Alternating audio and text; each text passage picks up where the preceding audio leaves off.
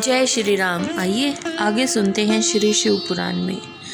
पिता का आदेश पाकर दक्ष के पुत्र प्रजा सृष्टि के लिए दृढ़तापूर्वक प्रतिज्ञा पालन का नियम ले उसी स्थान पर गए जहाँ उनको सिद्धि को प्राप्त हुए बड़े भाई गए थे।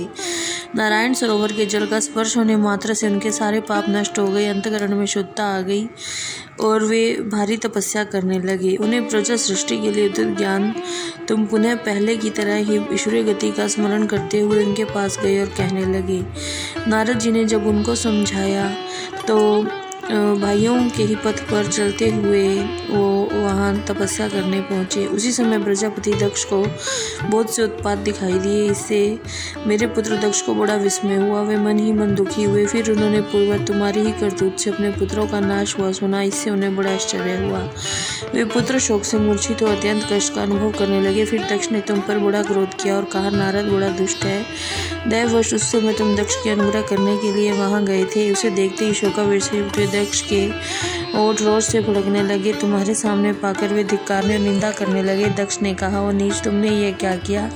तुमने झूठ मूठ साधुओं का बाना पहन रखा है। इसी के द्वारा ठगकर हमारे भोले भाले बालकों को जो तुमने भिक्षुओं का मार्ग दिखाया है अच्छा नहीं किया। तुम निर्दय और शठ हो, इसलिए तुमने हमारे इन बालकों के जो अभी अभी ऋषि ऋण, देव ऋण और पितृ ऋण से मुक्त नहीं हो पाए थे, लोक और परलोक दोनों के श्रेय का नाश कर डाला। जो पुरुष इन तीनों ऋणों को उतारे बिना ही मोक्ष की इच्छा मन में लिए माता पिता को त्याग कर घर से निकल जाता है, सन्यासी हो जाता है, वह अधोगति को प्राप्त होता है। तुम निर्दयी और निर्लज हो, बच्चों की बुद्धि में भेद पैदा करने वाले हो, अपने सुयश को स्वयं ही नष्ट कर रहे हो। मूढ़मते, तुम भगवान विष्णु के पार्षदों में व्यर्थ ही घूमते फिरते हो।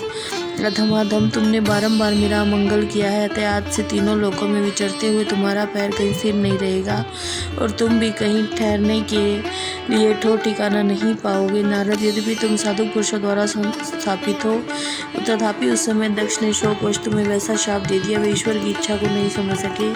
शिव की माया ने उन्हें अत्यंत मोहित कर दिया था। उन्हें तुमने उस शाप को चुपचाप ग्रहण किया और अपने चित्त में विकार नहीं आने दिया। यही ब्रह्म भाव है। ईश्वर कोटि के महात्मा पुरुष स्वयं शाप को मिटा देने में समर्थ होने पर भी उसे सह लेते हैं। जय श्री राम।